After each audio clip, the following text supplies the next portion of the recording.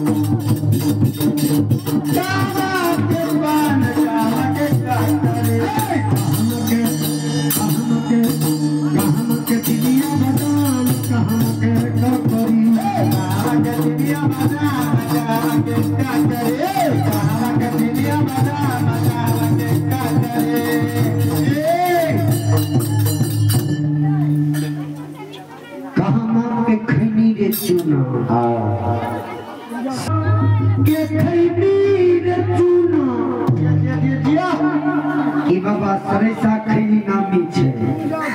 आरे पटना के पान खगड़िया के ककरी जय हो महादेव हसनपुर के चिड़िया बादाम खगड़िया के ककरी हसनपुर के चिड़िया बादाम खगड़िया के ककरी हसनपुर के चिड़िया बादाम खगड़िया के ककरी और की कहे छे गेहूं खाला खैनी रे सुना गेहूं खाला पान गेहूं खाला ककरी अरे गेहूं खाला खैनी रे सुना गेहूं खाला पान गेहूं खाला ककरी गेहूं खाला चिड़िया बादाम गेहूं खाला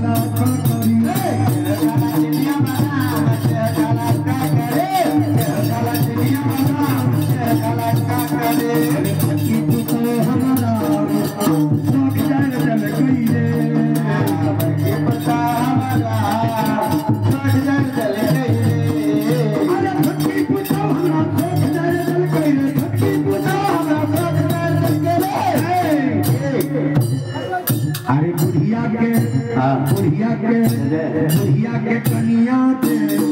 हम तकी धर दल कइए बुढ़िया के कनिया के हम तकी धर दल कइए बुढ़िया के मम्मी के हम तकी धर दल कइए बुढ़िया के मम्मी के हम तकी धर दल कइए छठी पुतो हमारा अरे फोक धर दल कइए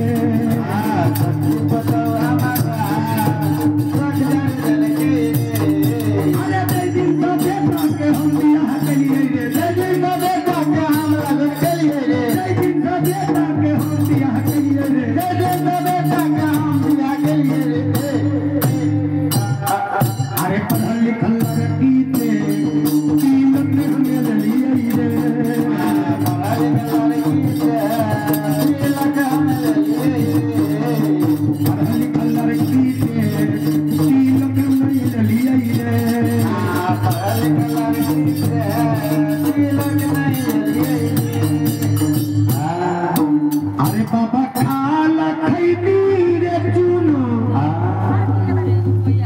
आगे भैया खाला पान अरे नुनुआ खाला ककरी जय मालिक आ बाबा खाला खैनी रे चुनो आगे भैया खाला पान ई बउआ खाला ककरी और की